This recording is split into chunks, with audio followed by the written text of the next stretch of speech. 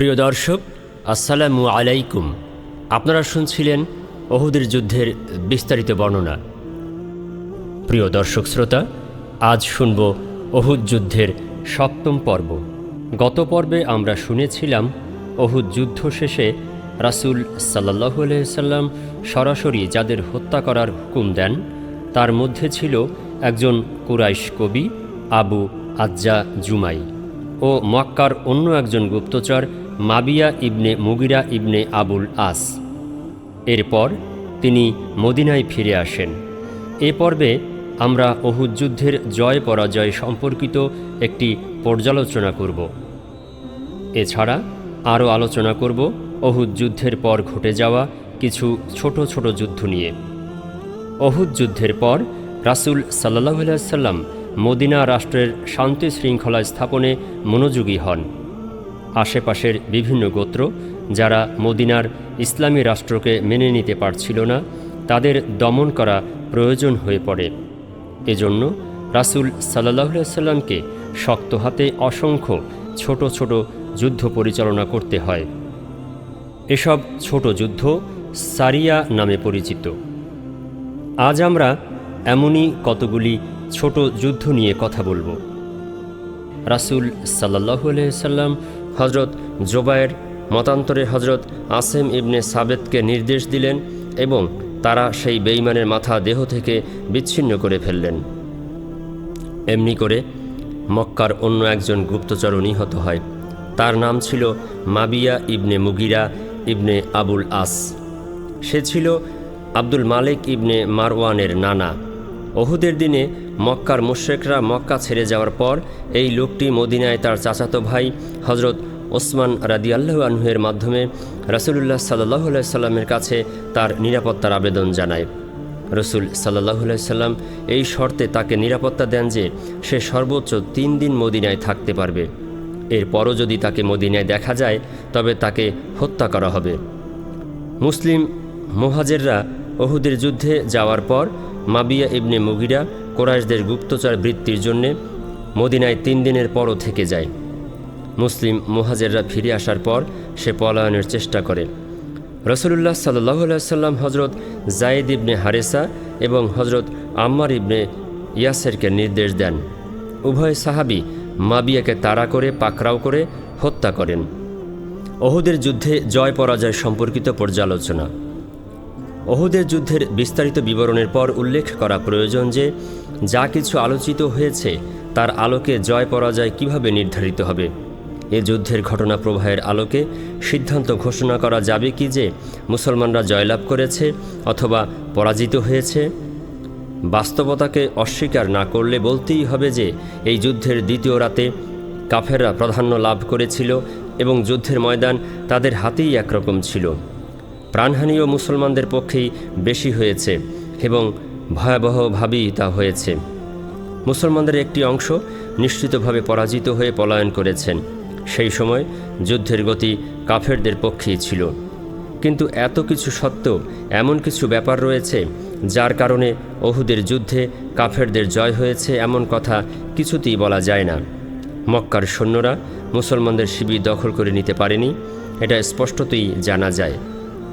মদিনার সৈন্যদের এক বিরাট অংশ ভয়াবহ উত্থাল পাত্থাল অবস্থা ও বিশৃঙ্খলা সত্ত্বেও পলায়ন করেনি। তারা সীমাহীন সাহসিকতা ও দৃঢ়তার সাথে সিফাহ সালারে আজমে রাসূল সাল্লাল্লাহু আলাইহি সাল্লামের পাশে সমবেত হয়েছিলেন।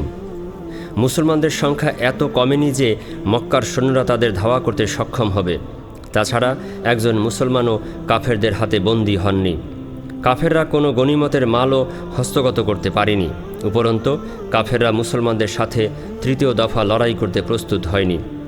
অথচ মুসলিম বাহিনী তখনও তাদের শিবিরেই অবস্থান করছিলেন। কাফেররা যুদ্ধক্ষেত্রে একদিনও অবস্থান করেনি, অথচ সেকালে বিজয়ীরা যুদ্ধক্ষেত্রে নিজেদের শিবিরে কমপক্ষে 3 দিন অবস্থান করত। এটাকে যুদ্ধ জয়ের অত্যন্ত প্রয়োজনীয় নিদর্শন মনে করা হতো। বিজয় সংহত করার প্রমাণ দেয়াই ছিল এর উদ্দেশ্য। কিন্তু কাফেররা চটপট যুদ্ধক্ষেত্র থেকে মালসামানা গুটিয়েছিল। মদিনায় প্রবেশ, অর্থ সম্পদ লুণ্ঠন এবং নাগরিকদের গ্রেপ্তার করার মতো সাহসও তাদের হয়নি। অথচ অহুদ প্রান্তর থেকে অল্প দূরেই ছিল মদিনা নগরী। মদিনায় তখন নিরাপত্তার ব্যবস্থাও তেমন ছিল না। মুসলমান যোদ্ধারা সবাই ছিলেন রণক্ষেত্রে।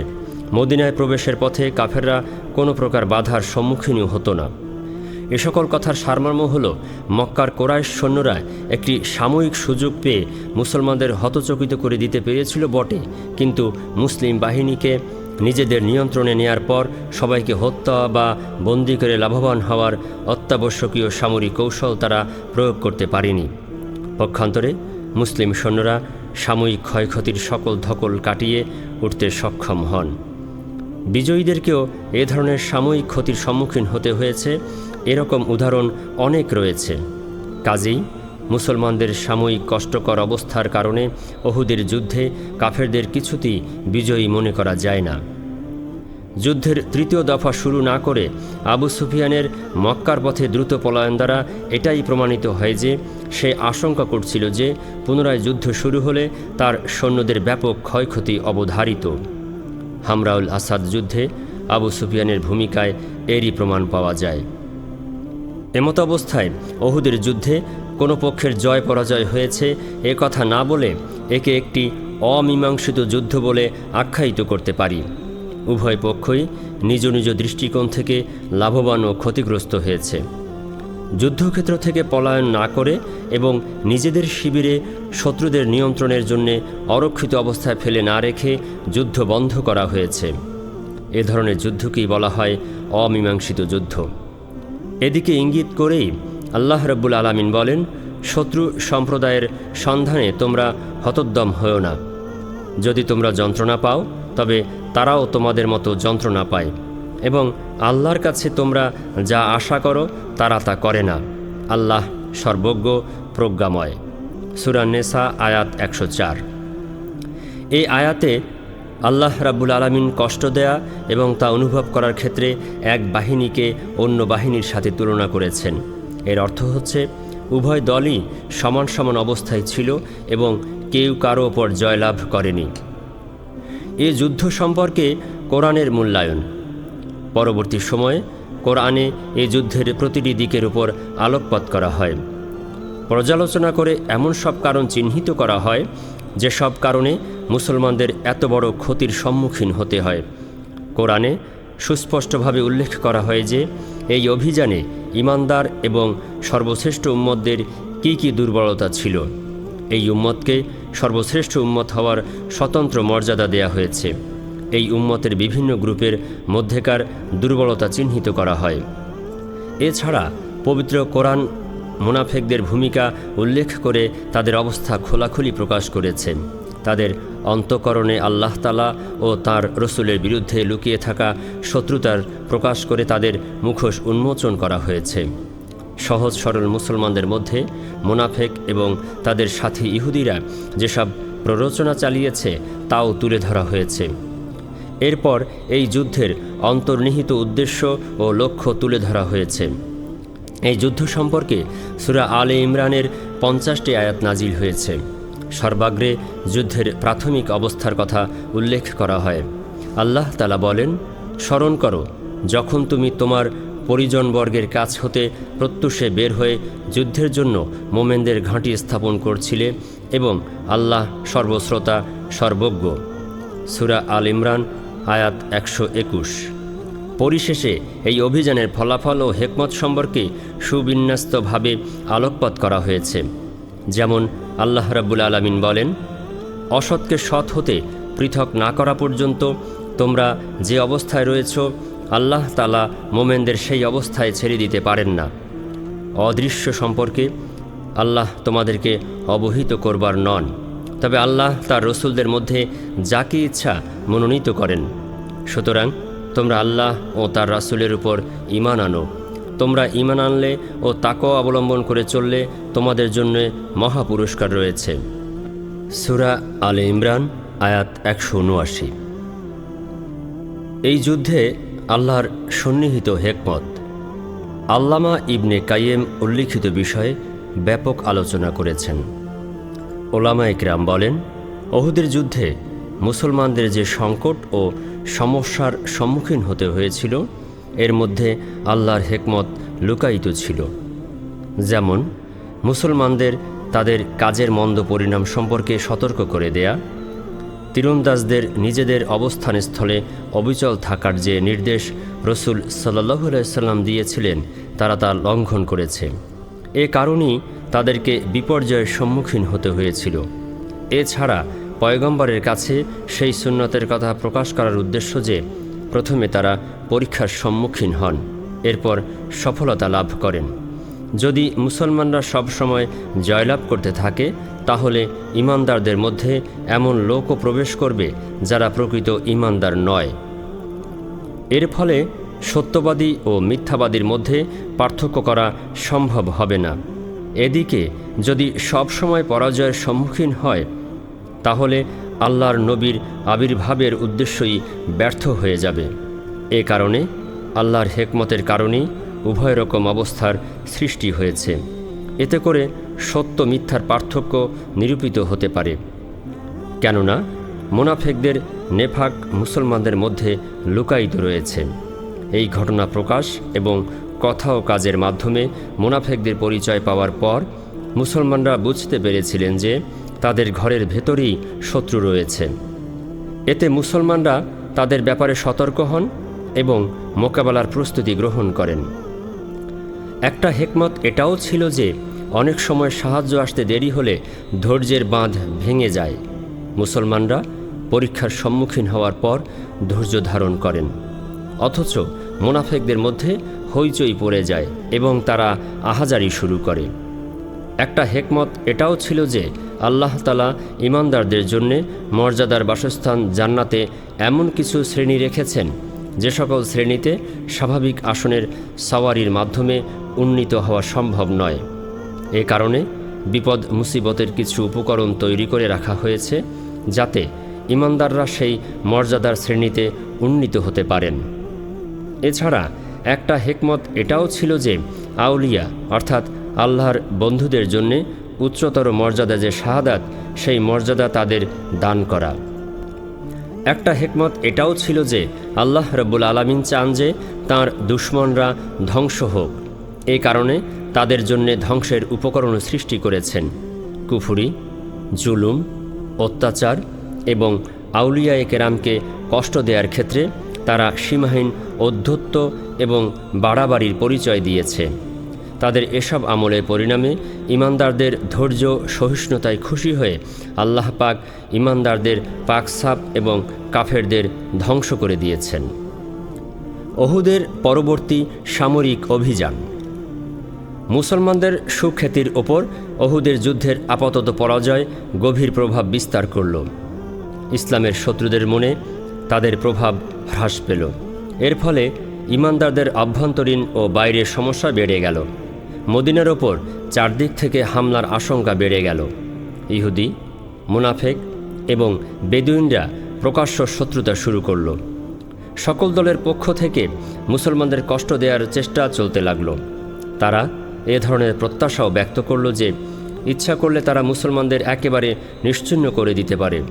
ফলে উহুদের যুদ্ধের পর 2 মাস যেতে না যেতেই বনু আসাদ গোত্রের লোকেরা মদিনায় হামলা করার উদ্যোগ গ্রহণ করল। 4র্থ হিজরির সফর মাসে আদল এবং কারাহ গোত্রের লোকেরা এমন এক ষড়যন্ত্র করল যে 10 জন সাহাবীকে শাহাদাত বরণ করতে হলো। সেই মাসেই বনু আমের গোত্রের নেতার এক প্রতারণার ফলে 70 জন সাহাবী শাহাদাত বরণ করেন। এই দুর্ঘটনা বীরে মাউনার দুর্ঘটনা নামে পরিচিত। এই সময় বনু নাজির গোত্রের লোকেরাও প্রকাশ্য শত্রুতা শুরু করল।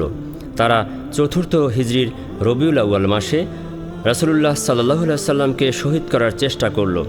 এদিকে বনু গাতফান গোত্রের দুঃসাহস এত বেড়ে গিয়েছিল যে তারা 4র্থ হিজরির জমাদিউল আউয়াল মাসে মদিনায় হামলা করার পরিকল্পনা গ্রহণ করল। মোট কথা, মুসলমানদের যে প্রভাব উহুদের যুদ্ধে ক্ষুণ্ণ হয়েছিল তার ফলে দীর্ঘকাল যাবৎ তারা ছিল আশঙ্কার সম্মুখীন। কিন্তু রসুল সাল্লাল্লাহু আলাইহি সাল্লামের কর্মকুশলতার কারণে মুসলমানদের মর্যাদা ও প্রভাব পুনরায় ফিরে আসে।